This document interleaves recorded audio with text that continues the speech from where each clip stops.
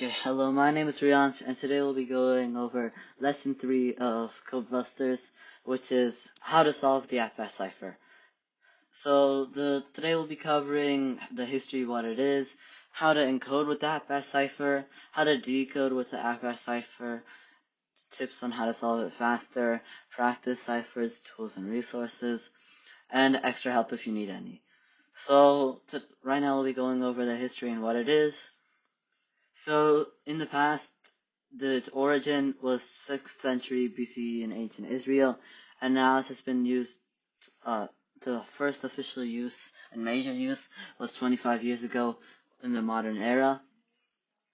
And its purpose in the past was to conceal names of nations, peoples, or in text. And its present use is a little less serious, symbolic, or puzzle style reference, like training or games. And its most famous use is in the book of Jeremiah, where Sheshach decodes to Babylon. And its present uses, his most famous present uses, are TV shows, video games, augmented reality games, intelligence exercises, and and that's it. So the method for the past and present is both the same. It is a substitution cipher where each letter in the alphabet is replaced by its reverse. And its users in the past are Hebrew scribes, scholars, or mystics. And the present is puzzle enthusiasts, game designers, and intelligence trainees. So now we'll be going over how to encode with the Atbash cipher. Right here is the encoding key, where Z decodes to A, Y decodes to B, and then X decodes to C. So now and then so on, like W decodes to P, V decodes to E, and so on. So now we'll be practicing how to encode with the Atbash cipher. So we'll practice with the word connect. So we can see that S decodes to H, and C decodes to X, and then I decodes to R, and so on. So after we keep on decoding it. If you want, you can pause the video to continue decoding it. So after we finish decoding it, we get the end result, which from connect, which is a plain text, which is the original text. We get the answer, which is a bunch of gibberish, which is the point, because we want it to look like a bunch of gibberish.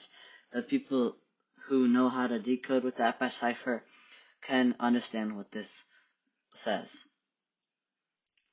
So now we'll be going over practice encoding.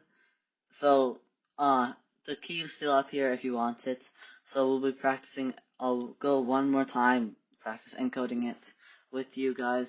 So the word that we're going to practice encoding is code. So C decodes to X, which is the first letter. Then we have O, and O decodes to L. Then the third letter is D, and D decodes to W. And then E will decode to V. So after doing all of that, code finally becomes XLWV. So now I have a few more words if you want to practice encoding. You can practice encoding if you want. The words are apple. The first word is apples, second word oranges, third word mustard, fourth word blueberry, and fifth word is 50 cents.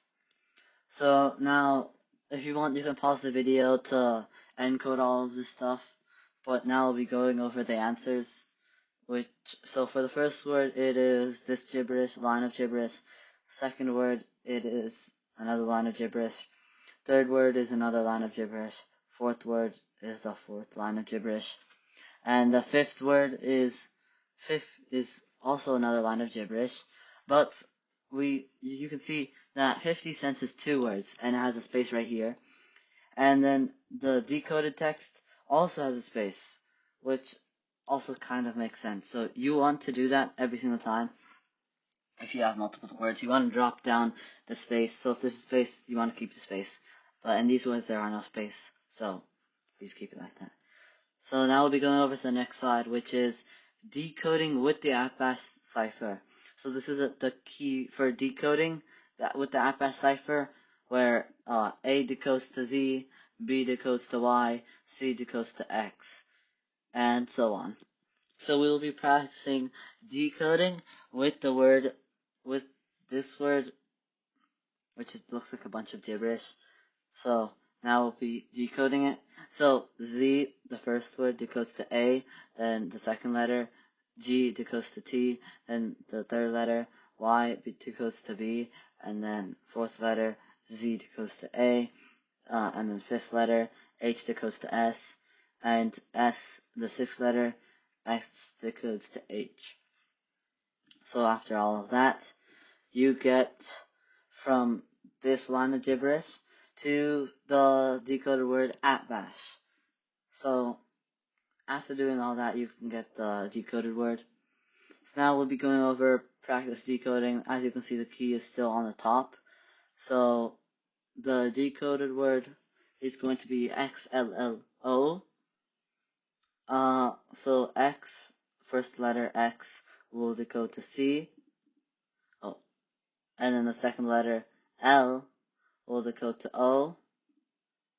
And then the third letter is also L, so you can already tell from the previous one that L is O. And then another O, so the O, you can just do the opposite because the alphabet is flipped. O also decodes to, so O decodes to L and L decodes to O. So that's why O decodes to L. So after decoding XLL, this is a typo, you get the word cool. So now there's a few more words for you to decode if you want to practice. So this word, the first word is relib, and the second word is another line of gibberish. Third word is another line of gibberish. Fourth word is another line of gibberish. Fifth word, another line of gibberish. So now we'll be going over the decoded words. If you want, you can pause the video.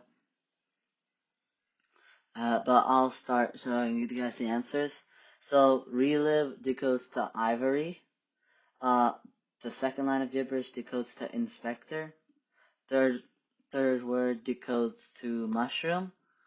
Fourth word decodes to slides. Fifth word decodes to silently. So I hope you guys understood that. But now we'll be going over to the next slide, which is how to solve the Atbash cipher faster. So one method is to memorize the Atbash key. It might seem like a lot because there's a lot of letters, but you can make it pretty easy.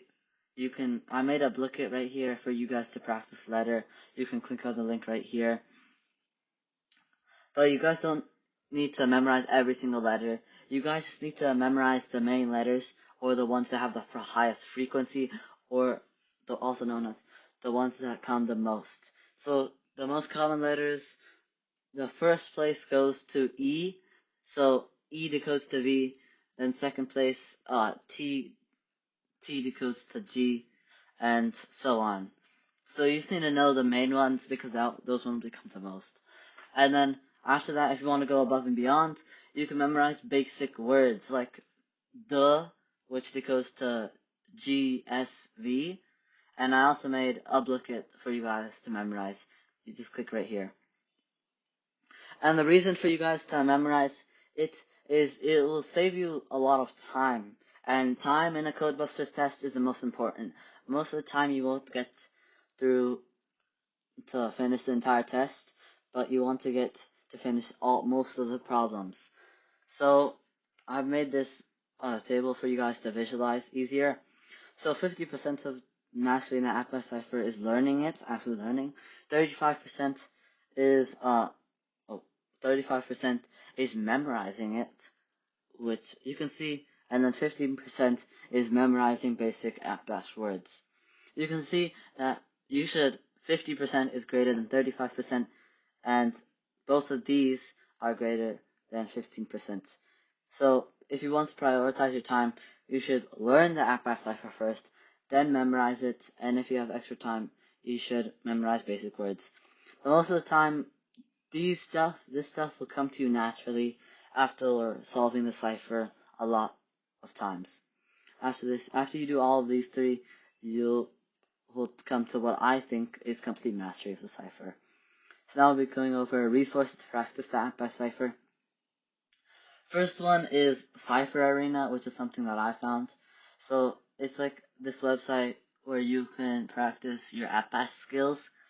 It has like multiple different things to practice the Atbash cipher. One thing is practicing letters, which on one of the pages is number 16. And then another thing is practicing words, which is number 17. And then another thing is practicing decoding entire quotes or sentences. But for that, you need to sign in and choose which cipher you want to practice. So I ranked them on how useful they are. So first place is practicing sentences is most useful because you want to practice the whole thing. Then is practicing letters, also pretty useful. And then practicing words is third place. So if I were to spend my time, I would mostly spend my time practicing sentences. And then next thing is Tobes Test Makers. It's the most important and most essential codebuster tool for any division in all ages.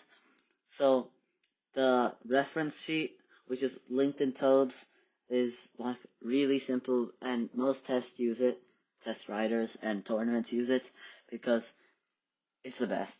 So it goes in second place. And then the test builder is first place, obviously, because that way you can generate tests and you can practice those tests with your partners, like all the ciphers, but you can choose which ciphers you want to practice, like the Atbash cipher. And then North Carolina tests. This is a North Carolina curated site. It's made in North Carolina, so they have lots of states tests, but unfortunately it's only Division B and Division C, so that's why I ranked it third place, because it won't be that useful for you guys. Most important tool out of everything is a test builder. And then the next thing is Scilely.org test archive. Scilely.org is another important one. It's you can find previous tournaments from many years ago, user submitted tests, or trials of scrimmage tests. So tournament tests goes first place. Third place is user submitted test. Not as high quality, no offense, but most of the time tournament tests are like high level and meant to challenge you guys. And then second place is scrimmage tests. Those are also usually high quality, but a little easier compared to tournament tests. Unfortunately, they don't have Division A tournament, any tests from Division A things. So all of them are Division B or C, but most of the time you guys want to pick Division B because that's the most similar compared to Division C. So here are the links and like the key for everything. If you want, you can click on each of them and then visit the site. So now I think that's everything. If you guys have any questions, you can contact my email, Discord, or phone number. But that's it. So thank you for watching this video, and hope that you guys learned something about the Atbash cipher. Okay. Thank you.